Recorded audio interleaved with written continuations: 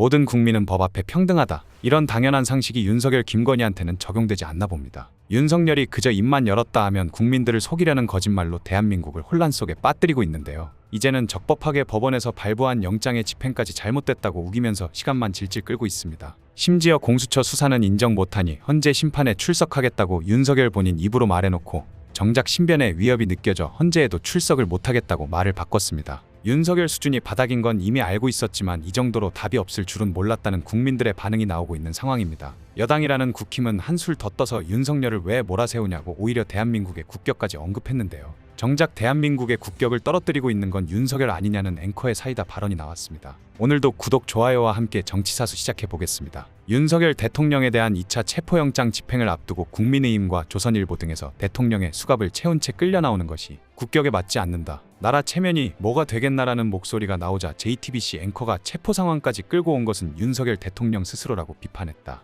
MBC 앵커는 법 앞에 평등을 지켜야 국격이 회복된다고 반박했습니다. 권영세 국민의힘 비상대책위원장은 지난 10일 대한불교조계종 총무원장 진우 스님을 만난 뒤 한 백브리핑에서 당장 체포영장 집행함으로써 그 과정에서 있을 수 있는 유혈사태라는 이런 부분, 대통령이 자기 자택에서 수갑을 채워서 끌려 나오는 것은 정말 나라의 품격을 떨어뜨린, 국격을 떨어뜨리는 일인 만큼 그거는 좀 피해야 되겠다고 뻔뻔한 주장을 했습니다. 김창균 조선일보 논설주간은 지난 9일자 30면 김창균 칼럼 직무정지된 대통령 꼭 끌어내서 수사해야 하나에서 나라의 체면도 생각해야 한다며 대통령이 수사를 안 받겠다고 경호처를 앞세워 숨고 그런 대통령을 끌어내고야 말겠다고 공권력이 진입하는 모습은 국제사회에 어떻게 비치겠는가라고 눈속임을 하려고 들었습니다. 이를 두고 한민용 JTBC 앵커 지난 10일 저녁 뉴스룸 리포트 며칠째 국격 훼손 띄우기 정작 체포 상황 만든 건 대통령 앵커멘트에서 대통령을 꼭 끌고 나와야겠느냐, 대통령 체포는 국격을 떨어뜨리는 일이다, 이런 주장이 며칠 새 조선일보와 국민의힘, 윤석열 대통령 측에서 돌림 노래처럼 반복되고 있다며 권영세 비대위원장도 말했는데 분명히 짚어야 할 점은 대통령을 체포해야 하는 상황까지 끌고 온 건 다름 아닌 대통령 스스로 한 것이란 점이라고 정확히 짚었습니다. 한 앵커는 이딴 소환 통보를 모두 무시해 영장이 발부됐고 그 영장을 들고 찾아가도 대통령은 스스로 나오지 않고 있다고 지적했습니다. 조현용 MBC 앵커도 같은 날짜 뉴스데스크 클로징 멘트에서 평범한 국민들은 수사기관의 출석 요구나 영장 집행은커녕 대출이자나 카드값만 무시해도 엄청난 압박을 받고 금세 많은 걸 잃게 된다며, 하지만 심지어 내란숙의 피의자인 이가 수사기관과 법원까지 무시하는데도 공권력은 그동안 아무것도 못했다. 그래서 날마다 국격이 추락하고 있다고 반박했습니다. 이어 김수지 앵커는 헌법에 적혀있는 법관이 발부한 영장은 헌법에 맞선 권력자에게도 똑같이 집행된다는 것,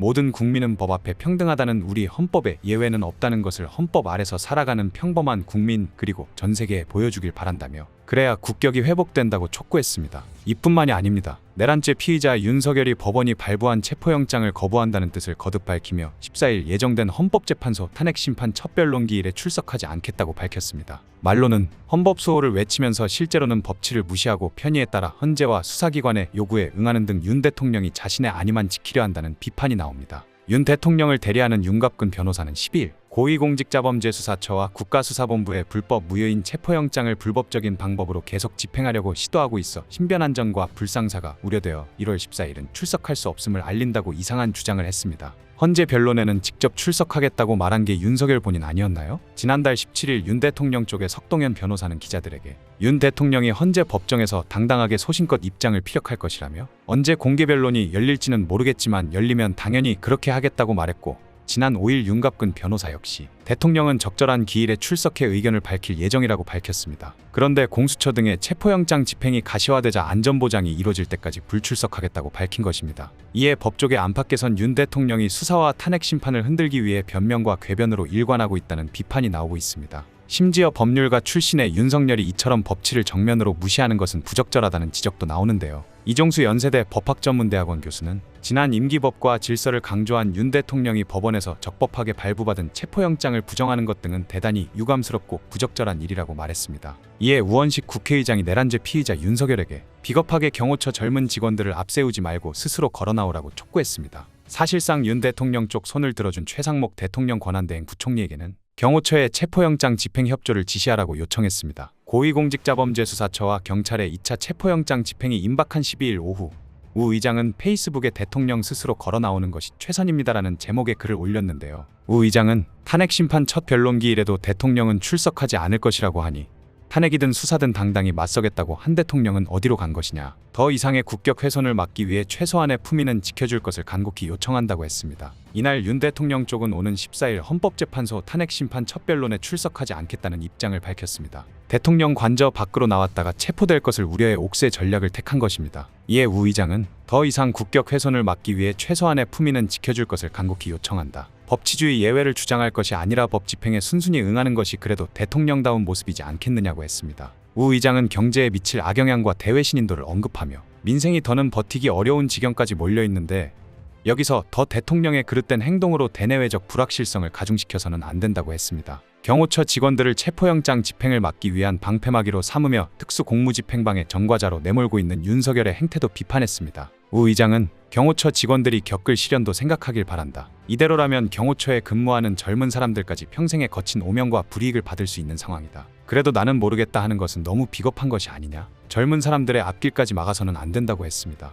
우 의장은 최상목 권한대행에게 경호처의 지휘권을 행사하길 바란다고 지적했습니다. 앞서 지난 10일 최 대행은 체포영장을 집행하려는 수사기관과 이를 불법으로 막고 있는 경호처 관계를 두 기관 간 갈등으로 왜곡하며 사실상 체포영장 집행에 반대하는 뜻을 내비친 바 있습니다. 이에 우 의장은 기관 간 갈등이 아니라 법치주의 회복이냐 아니냐가 본질이다. 경호처의 체포영장 집행협조를 지시하고 국가기관끼리 충돌을 막는 것이 권한대행이 할 일이라고 강조했습니다. 공수처는 지난 7일 윤 대통령의 체포영장을 재발부받고 체포영장 집행 계획을 수립하고 있다. 경찰과 공수처가 참여하는 공조수사본부는 이르면 13일 영장 재집행에 나설 것으로 전망됩니다. 한편 더불어민주당이 오는 16일까지 2차 내란 특검법 국회 본회의 처리를 목표로 내건 속도전 방침을 재확인했습니다. 기존에 여당이 반대하던 근거를 수정해 민주당이 새로운 특검을 제시하고 있는데도 여전히 못 받는다고 거부하고 있는 것입니다. 민주당은 13일 국회 법제사법위원회 전체회의에서 내란 특검법을 의결할 방침입니다. 이후 이르면 14일, 늦어도 16일 국회 본회의에서 특검법을 표결해 붙여 국회 의결 절차를 마무리한다는 구상입니다. 앞서 민주당 등 야육당은 1차 내란 특검법이 최종 부결된 지 하루 만인 지난 9일 특검법 수정안을 발의했고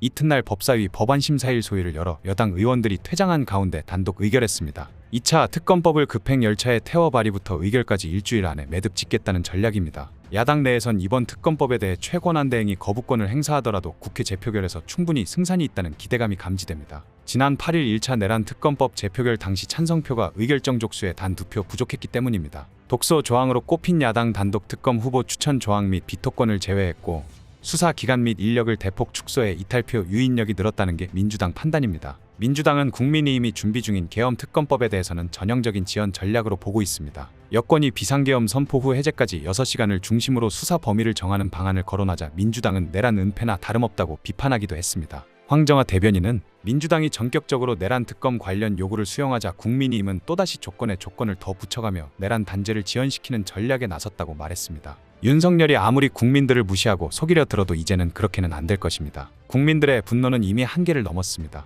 오늘 내용은 여기까지입니다. 유익하셨다면 구독과 좋아요 한 번씩 부탁드립니다. 대한민국이 바로 서는 그날까지 정치사수가 함께하겠습니다. 감사합니다.